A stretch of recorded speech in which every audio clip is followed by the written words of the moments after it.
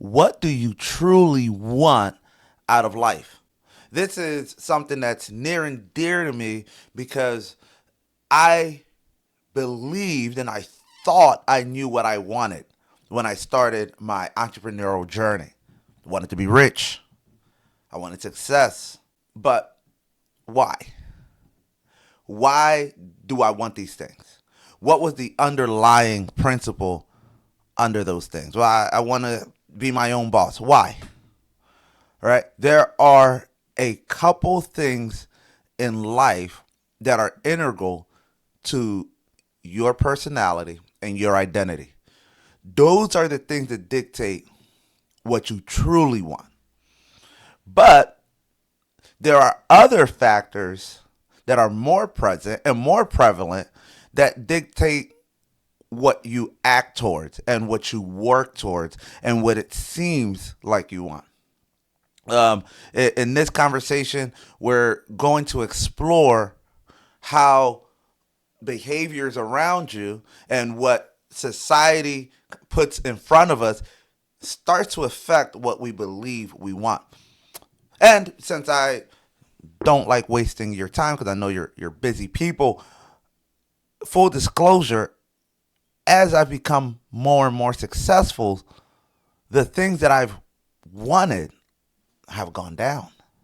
What I thought I wanted before when I couldn't afford it, I no longer desire it now that I can. It's interesting how that works. So the concept of what do you truly want? I get this question a lot of, Dom, can you help me become rich? Dom, I want that car. Dom, I want to get this job, making a lot of money. And that's not only just from people who want help getting to a place of stability and financial success, but also from rich people. I know a lot of wealthy and successful people that'll say, hey, man, I want a house in Beverly Hills. Man, I want that Aspen home. I want that new watch, that Patek, that Audemars. I want to go on vacation here. I want to spend a week in Paris. Why? Because your friends did it? Because you saw it on Instagram somewhere?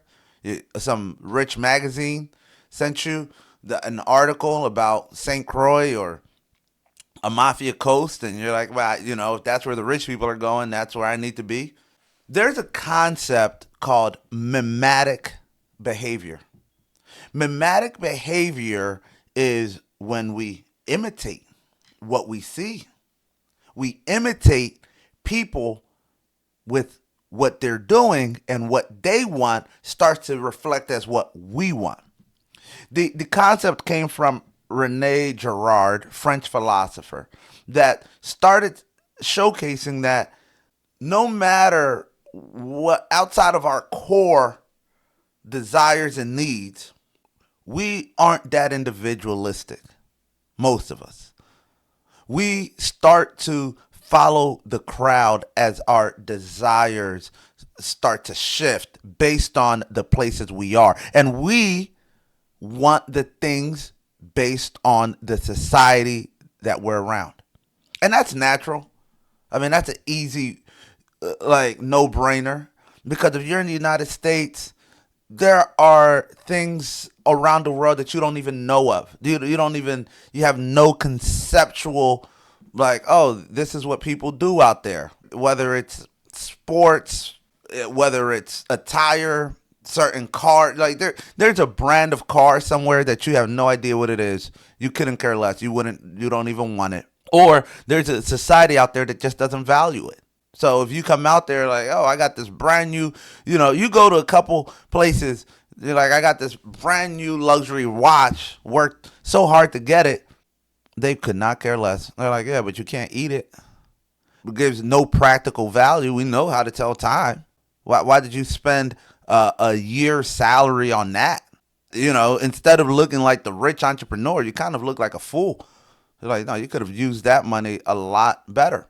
So You have to understand that what you consume starts to ingrain and change your reality, right? Because it really becomes a reality. It's not that you think you want this stuff. You start working towards, like, oh man, I saw this on Instagram. I want to go to that hotel. All right. Oh, that post is becoming very popular. I want to go to that vacation spot, or I want that job that everybody keeps talking about, right? Or that gig, whatever. But do you really? Or do you want the semblance of it? Meaning, do you want the ability to say, I was able to achieve that? I was able to get what other people wanted. So I feel that I'm hierarchically a little superior. I feel like, it's competitive. Okay, everybody's wanting this thing and I was able to get it. So it makes me feel good. All right, so it's not that you want the luxury watch or that car. You don't work 80 hours a week for that. You want praise. You want distinction. You want people to view you as somebody who can do something that others couldn't.